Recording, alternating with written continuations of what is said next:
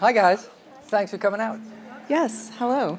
This feels much more in my natural state with an actual mic in my hand. I'm excited about this. It feels like an interrogation now.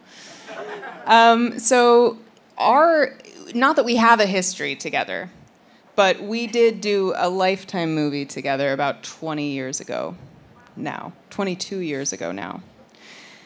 Would you care to comment? No. Moving on. It was when they were asking me who would you like to talk to, and honestly, everyone on this roster sounded amazing and like someone I wanted to be in conversation with, but I said, for nostalgia's sake, I would like to talk to Andrew. Because you and I have had a somewhat similar trajectory in that we were actors and we had a certain level of fame, yours far outstripping mine, and then we ran from it kind of as quickly as we could into writing.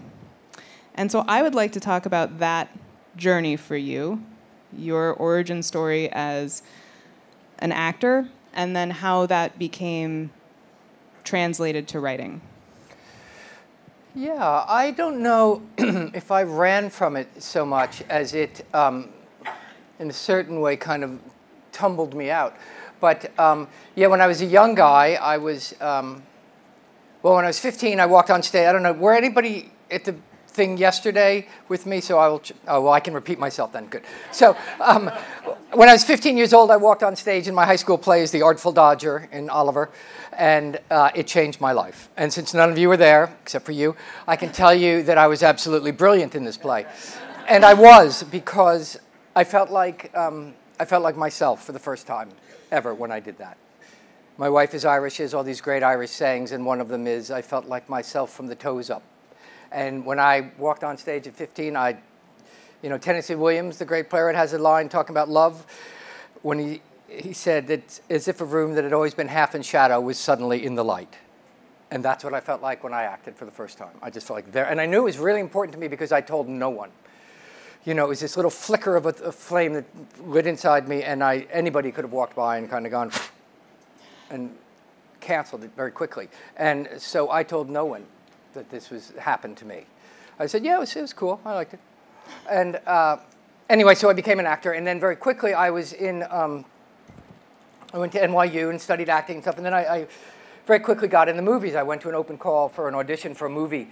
They were looking for someone 18, vulnerable, and sensitive, and so... If not you, who? Right? And so anyway, so I got in the movies very quickly. It was like winning the lottery and very real.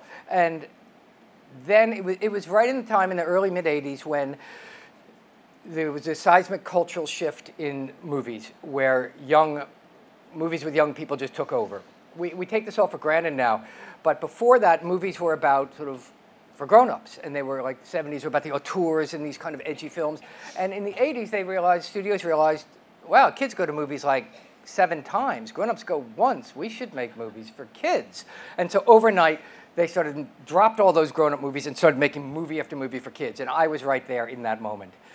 And then we were labeled, there's an article in the magazine, New York Magazine, where a writer lumped everyone together, called us the Brat Pack, which was a term that has now become this iconically affectionate term for a certain generation of people who hear that term or see people like me and others of that time period and look at us with sort of this glassy-eyed affection for their own youth. I'm sort of the avatar, and other people in the Brat Pack are the avatars for a certain generation's youth. When you're 18, 19, 20 years old, you're coming of age, there's no more thrilling, exciting moment in life.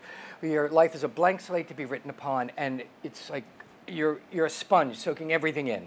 And so when people come up to me now and go, oh my God, I love Pretty in Pink, and they start talking, and it's lovely. But their eyes kind of glaze over, and I realize they're talking to themselves, to their own youth. Right. And I represent that to them. And I've come to realize, it took me writing a memoir about all this to realize that's a beautiful thing, and that's a great gift. But for years, I didn't feel that way. So we were labeled the Brat Pack, and we hated it. We hated this term. It was a really negative, pejorative term originally. Who wants to be called a brat? Who wants to be thrust in a pack? All that.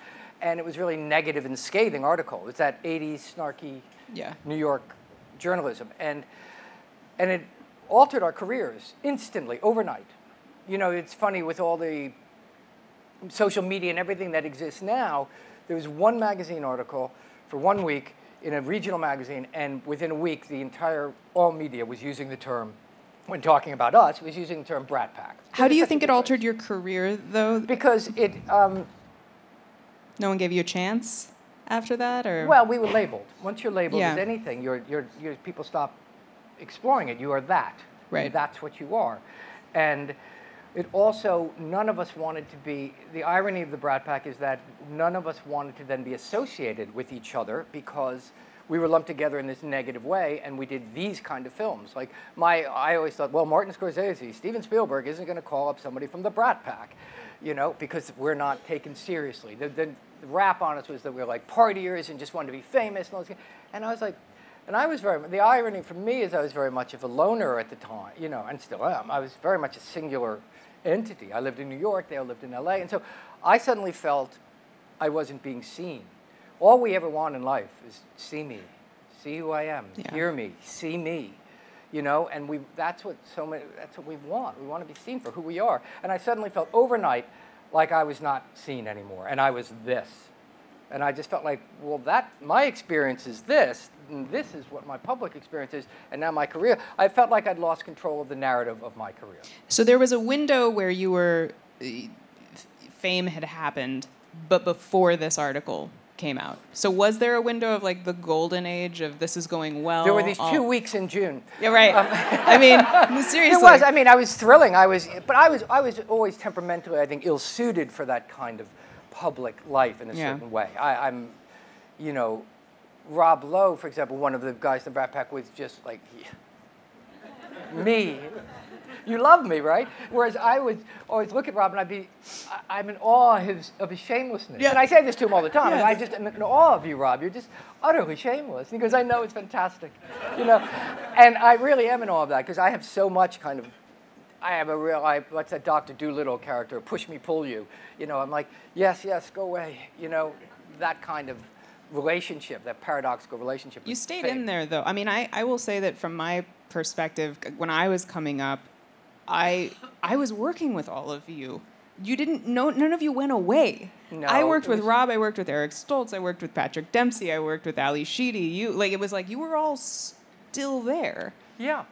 It just was a perceptual change, and so which we didn't like. And anyway, it just was. You know, I just made a documentary about this, about the Brat Pack. Yeah, let's talk about that. Actually, coming out in June and on Hulu, and it was interesting to go back and talk to everybody after 35 years. I hadn't seen any of the old gang since then, and it was really, you know, it was wonderful to go back and connect with these people and find out how much affection we all have for each other now and for our youth. You know, it was one of the great, writing a memoir about it a couple of years ago and seeing everybody again made me have much more affection for my youth than I used to. Did you consider including them in the memoir or the documentary? Like, at what point did you think, I've written about this, but I think there's more to explore now with them? Well, I wrote this book about it, about my experience of it, and I was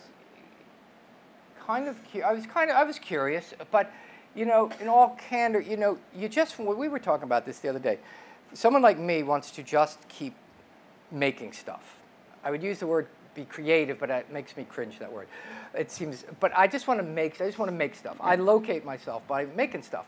And whether it's writing, whether it's acting, I do a lot of television directing, and I do a lot of travel writing, whether it's any one of those things, to me, they all feel exactly the same. It's me feeling like myself from the toes up, making stuff. Whether it's good or bad, I hope it's all good, but you know, it kind of doesn't matter. I just need to feel like I'm making stuff.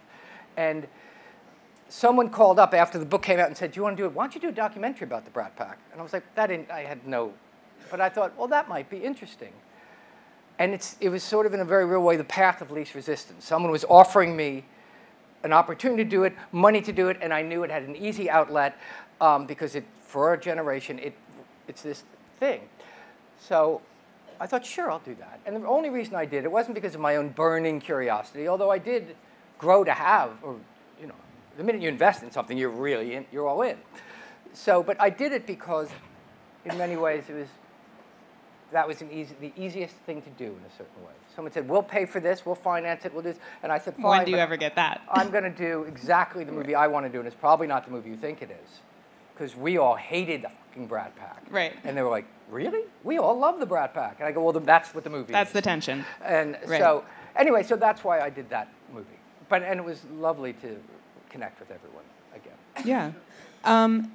And did you, okay, so let's go back to this moment of when you thought, maybe I'm also a writer. So you're able to articulate very clearly that kind of divine spark moment of, I want to be an actor. Did you have a similar moment saying, I now want to be a writer? Well, that's another long story. Well, we have 34 minutes, I walked across the Andrew. Camino. Where's that book? I walked across the Camino de Santiago in the early, mid-'90s. And I was in a bookstore, and I picked up a book by a fellow named Jack Hitt called Off the Road. And I always mention Jack Hitt and his book because, as you people know, books change lives. And Jack Hitt's book changed my life. And I was just killing time in a bookstore. The truth is, I said this yesterday, I was in a bookstore, Rizzoli bookstore down on West Broadway, New York, killing time, because I'm an actor, so that means I'm unemployed most of the time. And I was just killing time, and I was really staring at this beautiful woman across the table. And and eventually she felt the eyes of some pervert upon her and looked up at me, and instead of giving her my best Pretty in Pink, I panicked, and I just went, oh my God, and there it is! And I picked up the first book in front of me and ran to the counter.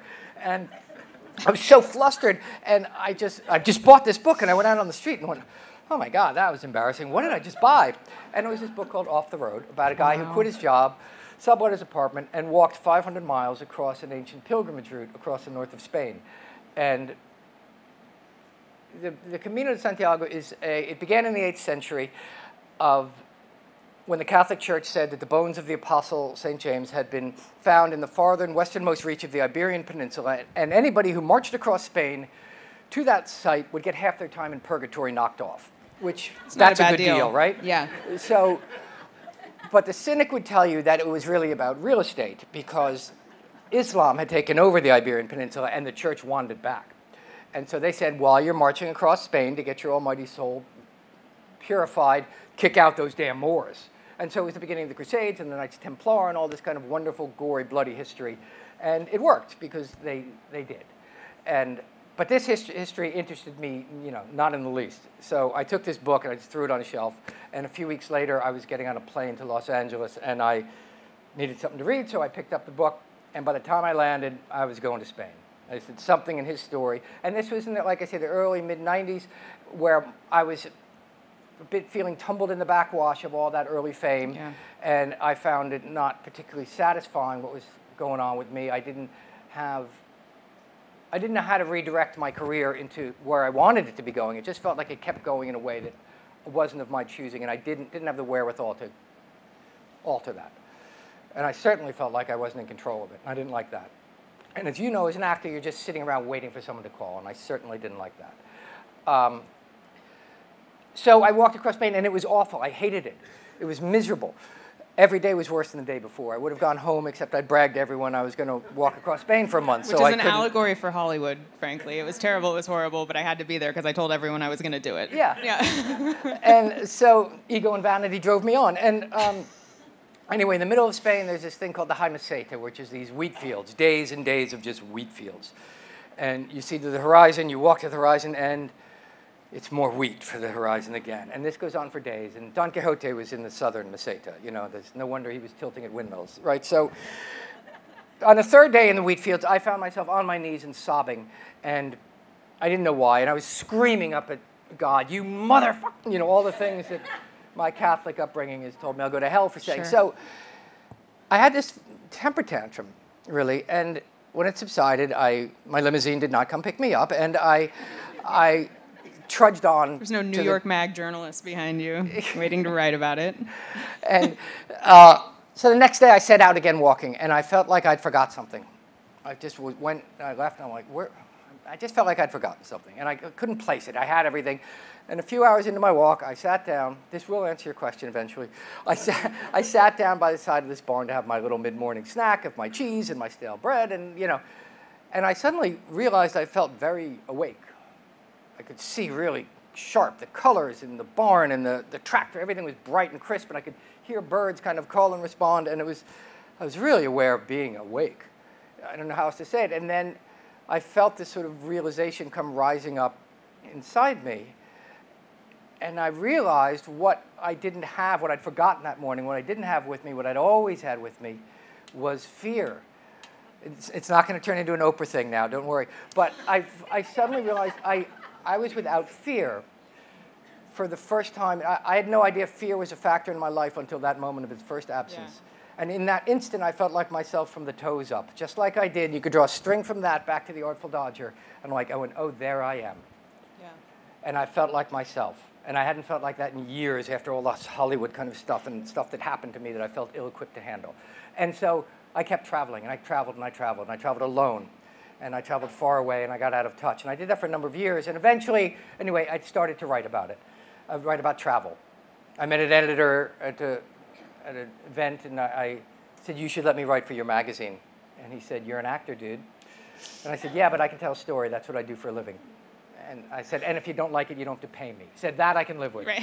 And so I wrote a story, and it took off, and I became very successful very quickly at travel writing. And for two reasons. Because I knew that travel changes us, and it's meaningful and powerful, and it alters our place in the world if we let it. And Mark Twain has that great line, travel's fatal to prejudice, bigotry, and narrow-mindedness. You know, all sorts of it. Travel's a transformative thing. It's not just about Instagram posts and bucket lists. And I also knew intuitively, tell me a story, don't sell me a destination. And so, anyway, I became successful at travel writing, and I loved it. I felt like me when I did it, and then that led to books, and then here we are. Here we are. And it's a wonderful book. It really is. Which? The Walking with Sam. Walking with Sam. Okay, yeah. Thank you. Yeah. Yeah. No. And so then I walked across Spain 30 years later with my son. And you did not. And that's what this book But you did not write about the first time. Is this your first time writing about the first walk you did? No, I'd written some, that boring story I told about crying in the wheat field, I'd written about that before, but not in a book, okay. in sort of articles and things. I'd touched on it. But yeah, and I'd always wanted to go back and do the walk again. And I'd brag, you know, tell my family how amazing it was and life-changing it was, which it was. And my son had just broken up with his girlfriend. He was 19, and he was moping around the house. And being a savvy parent, I pounced. I said, hey, Sammy, you want to do that walk across Spain? And he's like, whatever. I can be miserable there, too. So I literally walked into the other room at that moment, and I bought 2 plane tickets, and 2 days later, we were in Spain.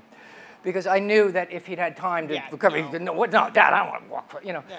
And I just have to say, spoiler, but on the second day, and forgive my French, my son says to me, Dad, what is the point of this fucking walk?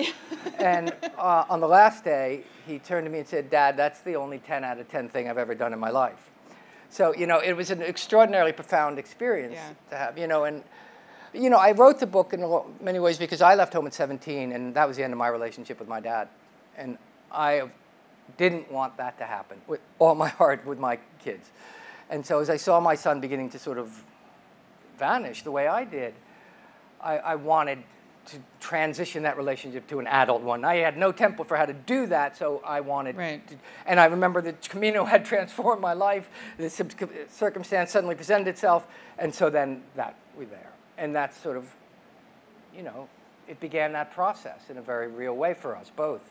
And, you know, it was a big experience. Yeah, that comes across on the page for sure. I actually had a question while I was reading it, and going back to the difference between the first time and the second time. Do people still recognize you? It depends on my energy, as my wife would say. Am I projecting the Andrew McCarthy energy? And yeah, I mean, yes, in the oddest and weirdest places. And it's often opened doors for me because I'm not the most, as a travel writer, I would go, and as just a traveler, I'd go all over the world, and I could not talk to somebody for the whole trip and have a great time. Yeah. I can be very insular. You know, one of the great things about travel writing is it forces you to interact with people because you need quotes. So it would force me to engage in a way that I wouldn't when I'm traveling alone. And the same thing with sort of being known for some movies and things. People will come up to me in the oddest places and recognize me, and it's opened doors that I would not have the courage to open myself. My favorite story of this is when I was in Berlin in 1989. I was there when the wall fell down, and I was there the night and came down, and everybody was at the wall and they're banging the wall with sledgehammers and drinking and drunk, and there's all this crazy electric energy of the wall coming down, the Berlin Wall falling, and I was there and, you know, kind of drunk, and everybody's just, and I picked up this little piece of the wall that someone had chipped off, and I was like, oh, I gotta, you know, and suddenly a hand clutched my shoulders, and I turned around and it was just this Berlin soldier. This, not a policeman, but like the army guy, just grabbed me. And I was like, oh, I'm sorry, I just wanted, you know, blah, blah, blah. And he just took me, and he led me all the way through to this table where I'm like, oh, my God, I'm going to be arrested, thrown in some Berlin gulag, you know. And so, and he throws me up against this wall where all these other soldiers are sitting around drinking coffee and hot chocolate in the freezing cold. And he just looks at me and he goes, Catholic boy. And Catholic Boy was the name of a movie that I did back in the day. It's never the ones you think it's going to be. And I was just like, yeah, Catholic boy. And so he gave me a big piece of the wall and ushered me back, and, you know. So, but it does happen. And on the Camino, you know, these people came up and sort of wanted me to pose in the Weekend at Bernie's pose of, like, you know, they act dead and I hold them up and, like I've never done that. Like, you've never done this before, have you? And I'm like, not 1,000 times. Ever. No. But the first time, did it happen on the first trip more? And was it more of an imposition? No? It didn't. Not in my recollection is it didn't. I was feeling very small on that first trip. Yeah. And I was very private on that first, you know. I was alone so much of that time. Before that cathartic moment in the wheat field, I didn't talk to anyone for those 2 weeks. And then after that moment, there was a before and no after moment in my trip and in my life. I mean, after that moment on the trip, I met interesting, fascinating people. The history was suddenly of real interest to me, and I skipped across the second half of Spain. So I find it often how I'm sort of presenting to the world, if I'm recognized or not. That's true. You can suck the energy out of a room if you need to. Like There's a business. cloak of invisibility. Yeah, for sure. So in your writing journey, just curious, did you always feel competent at it, or was this something a craft you had to dedicate time to learn? What was your process as a writer? Well, what I always had, and what I always had as an actor, and I'm me. I have my voice. And I wrote in one early article, and a friend read it before I turned it in. He said, yeah, you've got all the things that can't be taught. Now you have to learn how to set the furniture. Yeah. And I went, what do you mean? And, you know, and I think that's a great compliment to pay to a novice in any ways. You know, you've got what can't be taught. Now you just have to learn the brass tacks and how to spell and how to use punctuation and things. But and early on, I remember someone wildly altering an article I wrote, travel article. And I said, look, dude, I will rewrite 50 times. And I would. I was just like, nobody loved doing it more than me. And it really shows. If you love what you're doing, it shows. I loved writing this stuff. And I loved traveling. And I really wanted to tell those stories I was telling. And I'll rewrite for you 50 times, but don't rewrite me. That's my voice. That's all I have. And he goes, well, the thoughts are exactly the same. I go, yeah, but that's not my writing. You tell me what's wrong. You give me the note. I'll write it, and I'll do it till you're happy. But don't you change my words. And they're like, who are you to say that? I go, that's all I got. And I go, and he goes, well, this is the way it's going out. I said, then you take my name off it. And people are like, Andrew, you're just starting. I go, I don't give a fuck. Yeah. That's mine. Yeah. And I don't need to do this. I'm not, it's not a very good career trajectory to go from being a young movie star to a travel writer making $1 a word. I mean, that's not a good career trajectory. So, but I really loved doing it, and I felt really passionate about it. And like I felt in acting, it's like all I have is me. And I have something to say here. And if you don't want it, that's fine. I'll go somewhere else where maybe they will.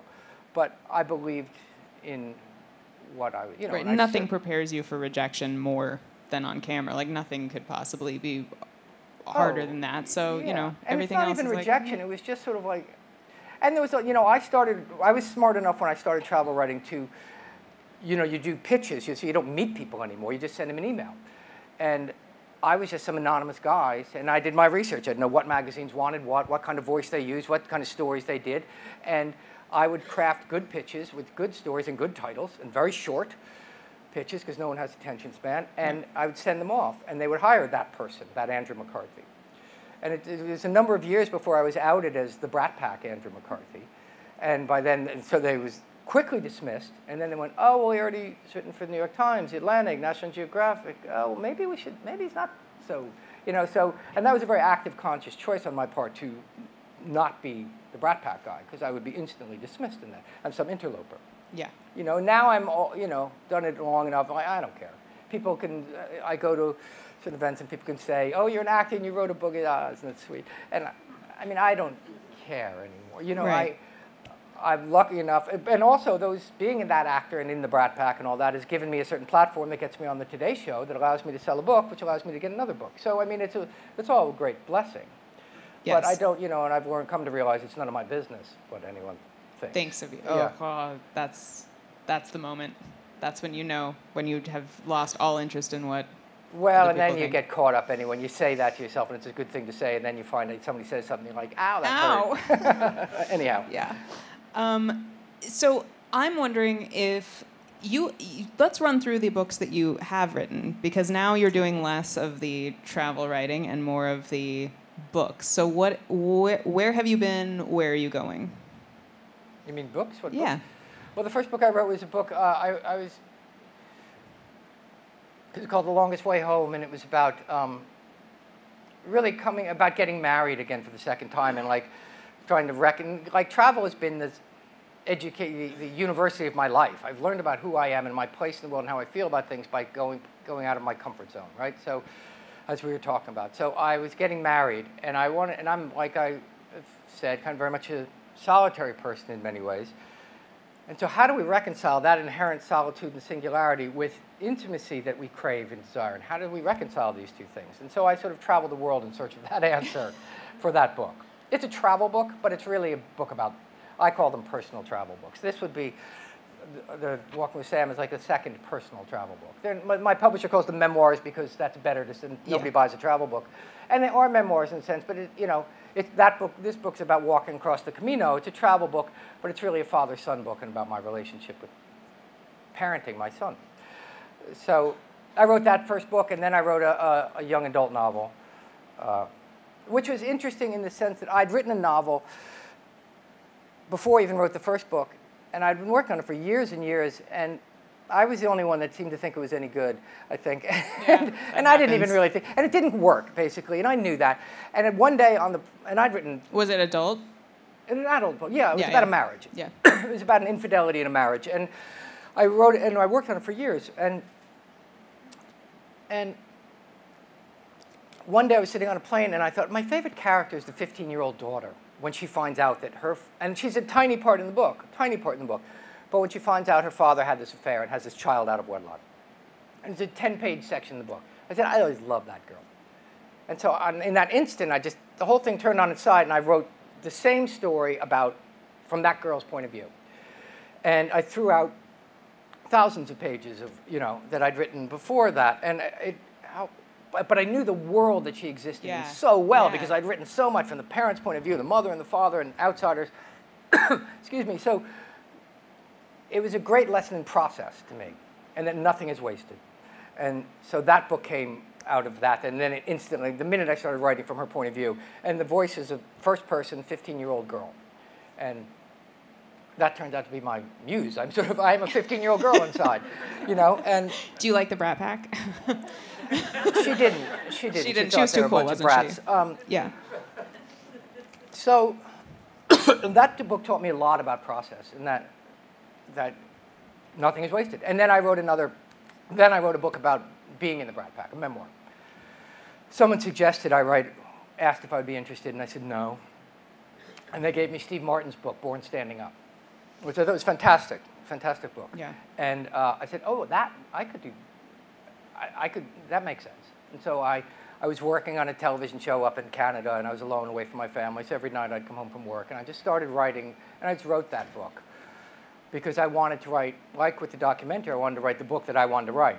I didn't want to write a tell-all book about the Brat Pack. I didn't want to do, I wanted to write, and so I wrote the book, and then I took it out and go, this is the book I would write about the Brat Pack. In fact, this is the book I have written about the Brat Pack. Do you want this or not? It's not who slept with who and all the parties and all that. This is my personal. Because the risk is when you try to sell something on proposal, it can be whatever anybody thinks they want it to be.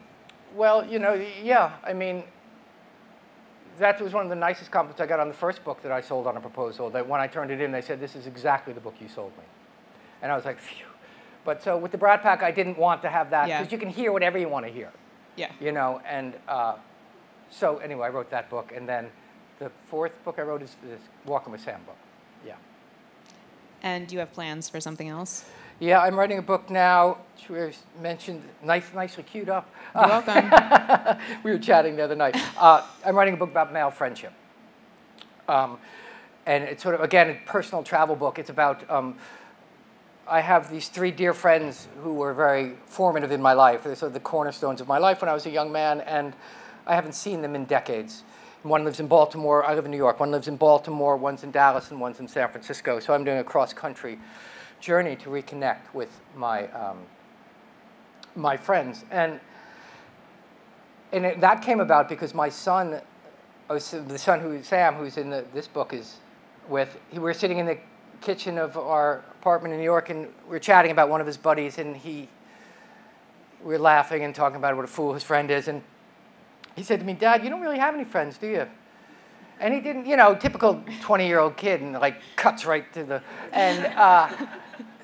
and he didn't mean it in any nasty kind of snarky way. He just meant it like, because as far as he knows, that's largely true. Since my kids have been born, I've spent my life working, taking care of, dealing with my kids who I love, and my wife, and that's pretty much most of my time. Yeah. And when I'm not doing that, I'm like, I got to sit down. And I don't want to hear about someone else's problems. Yeah. Right. So anyway, but it's been a great loss in my life not having those connections.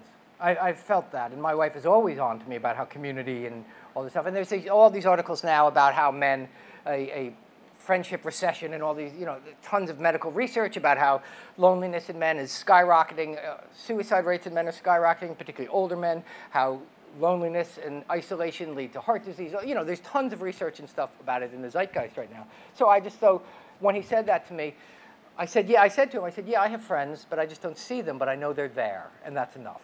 And I realized, no, that's not enough. I need to go see them. So I'm writing what I call the third in my trilogy of sort of personal travel books. First one was about getting married, coming to terms with getting married. The second one's about sort of parenting, and the third one is about friendship. On the travel side of things, is there a place or places that you return to, that means something to you? Do you write in a specific place? Well, those are two different questions. I don't write in any specific place. Okay. I write anywhere I have time. I used to be able to write anywhere. I have 10 minutes, I'll sit down. Now I've gotten much more neurotic and need some quiet. But no, I'm kind of the belief that I'll go anywhere once. And if I'm not having a good time, I'm like my kids. I either need a nap or a snack, but I do when I went back to the Camino, there are many routes on the Camino de Santiago that you can walk across. And I walked the same one twice, and I very much wanted to return to the same route because I wanted to see not so much how it had changed, but how I had changed in that. And that being the same allowed me to sort of see my own development and or whatever had happened to me along the way, which it did. I go, oh, I remember when I was here before. And the interesting thing about memory, of course, as we all know, it lies and plays tricks. And I thought I remembered everything about my first trip, and I remembered 5%. Like I'd be in so many places and go, I was never here, and I was. Or that such a long trip gets condensed to just these snapshots that you have in your. And we don't have control over what our memory chooses to remember. I don't anyway, and so. Just the most random little things would stick with me. That's a good question, though, in terms of the writing process. Do you find, are you taking copious notes when you're doing this? Like every night you would come back to where you were staying and make sure you've got it all down? Are you doing voice memos? Like what is your... I don't do voice memos. They're useless to me. It's like taking a photo is useless to me. Nothing goes in. I take a picture. I go, oh, I see this plaque and I want the information. I take a picture. Right. You don't even remember you took the photo to refer back to. And it just doesn't go in. It doesn't mean anything to me. So I write things down. And on that trip, I'm a travel writer, right? So it means I know I'm going to write about stuff at some point somewhere. So I was just taking some casual notes going along. And then on the Camino, you know, you walk 500 miles across Spain, and then Santiago de Compostela is where the pilgrimage ends, at the Cathedral in Santiago. But it's about 100 miles from the sea. It's 3 days walk beyond that. No, so it's 50 miles from the sea. 3 days walk beyond that to a place called Finisterre, which means, you know, translates to the end of the land. And many pilgrims who walk across the Camino feel the pull to continue on and go to Finisterre. I did not. I had no interest in going to Finisterre. But when my son heard about it, he said, Dad, we should go to Finisterre. We should go beyond Santiago. What's Santiago? It doesn't matter. We're not Catholic pilgrims. We should go to Santiago. Finish this off. And I said, Sammy, go for it. I am sitting myself down if I make it that far to Santiago. And I knew in that instant that that's when I had a book. Because all any parent wants, of course, is for our children to go beyond us, to succeed beyond us, right? So when he said he was going to Santiago, I just was like, the low-hanging fruit of that metaphor was too much to resist. And I said, you go for it, dude. I'm going to be sitting here writing. You go ahead. You go for it. And I was there. I took a taxi out to Finisterre and welcomed him in my arms when he walked. And it was a beautiful, I get chills thinking of it. It was a beautiful moment, you know. But I did not, so I kept notes going along during the day. And I had the intention of every night sort of organizing my notes into things, and like none of that happened. I was just like, oh my God, I'm tired. And I put my feet up the wall, you know. That is a recurring motif of the book, is the feet up the wall, which is understandable. But do you, in the process of writing then, how heavily do you rely on your memory, or are you also independently fact-checking your own memory? Yeah, good point. I write down details. I remember things through detail. And I knew I could find out all the facts and everything about towns online and everywhere, and in my books that I had. Facts weren't that interesting. You know, it was the challenge of that kind of book was interweaving, you know, braiding together the personal thing, the history of the place, and the physical walk. So braiding together those three things and having one hand off to the other, you know, harmoniously, so that it is seamless, it feels like, because those are the three things you're experiencing when you're walking anyway. And to make it, so my notes are always detail-oriented. And like you'd look at them and go, bush with red berries by creek. Like you'd go, okay. But I know it's evocative. That to me, that's where I broke my shoelace and I started crying and I fell down and I scraped my knee and Sam, you know, and that's what triggers that to me. Was that a system you learned, or is this just something that worked that's for you? That's just sort of kind of what I evolved in my, because like being someone, I was utterly self-taught and all this kind of stuff, so I don't have a proper way of doing anything, except my way of doing things. So, you know. Yeah. How it happens is always deeply personal. But, you know, hopefully you get to the same place, hopefully. Are you able to turn off when you're having the experience, you're on the walk, are you thinking about how to bookify it, or are you able to just be receptive to having the experience that you're having? I hope I'm not bookifying it, because then you're just distant from it in a certain way. And it's best not to make those kind of judgments in the live time. You know, I just document the detail of what's happening and figure it out later. If I had certain memories, like about my own father, I would just see, you know, I'd be walking and I'd just say, Hawk, Dad, the picture. And that happened, that would remind me of the day of this painting that we had growing up of a hawk in our house that my mother gave me, and it turned into a big, massive fight in my family. But I just saw a hawk flying over, and that reminded me of that, and that was so random. And I said, and I put that note in my little notepad, and I go, that's where it goes in the book. And my editor would kind of say, sometimes maybe you should just juxtapose these things because it doesn't really, you know, it's okay to fudge. And I go, okay, but I remembered, I had a million hawks fly over me, but I remembered it, that one on that day for a reason, I always think. So I've got to do my work to figure out why did that happen there? Yes. And how does that fit in there? So I could put it here where it might fit easier. Yeah, or it's a better narrative thing, but it's not. If I really do my work, it'll fit more deeply here. And that's the work, is to sort of pay attention, to notice things when they happen, to actually, that's the huge work, is to notice, you know? And then to do the diligence later to figure out the whys and figure that out. You know, if I had one gift in life, I've been at moments where I noticed, like, oh, that just happened, like by the barn, and you know, I was like, that was important, you know, and just cling to those little moments. Was that different? Sorry. So when you set out to, you knew you were going to write a book about doing this. I didn't until my son said that. So before I was just sort of keeping notes and kind of like, well, I'll write about the Camino de Santiago, but I'll just, I did it 30 years ago, so now maybe that's interesting for an article, and then it evolved. The minute he said that, the second he said that, that was one of those, oh, I noticed it, because we should walk to Finisterre. I went, son going beyond parent, you go to Finisterre, Sam. I'm writing a book. So when you were doing Brat, for instance, what part of memory, because it was obviously so much longer removed, was there or was all of this just living in you the whole time? Well, you'd be surprised what lives in us, right? Yeah. But, again, memory is really fallible. I used one example in that book. I remember I was in New York in 1980 when John Lennon was shot. I just moved in, just was starting school, and I was in my little apartment, and I remember turning on the radio and hearing Alison Steele, the Nightbird, who was a DJ in New York at that time, announced that John Lennon had been shot. And I would swear on my children's life that's what happened. And so I wrote that, and I wrote the whole thing. And then I said, I should probably fact check this. And in about 30 seconds, I could, on YouTube, there was the audio of not Alison Steele, the Nightbird, but Vince Scelsi saying how John Lennon had just been shot. And I use that example in the book because it's a tiny, meaningless example. It's not something personal or traumatic that happened that can be controversial or anything. It was just this little detail that I remember of youth hearing this, and I was dead wrong. And I would have sworn to you, I remember her voice saying it, I remember her so clearly saying it. And when I met her years later, Alison, so she became a CNN reporter, I'd go, I remember when you talked about John Lennon dying, and she just says, and which I'm sure she did on the radio at some point. But I mean, anyway, so that kind of, so memory is deeply fallible, And so, that book was like any of these books, it was a very subjective book.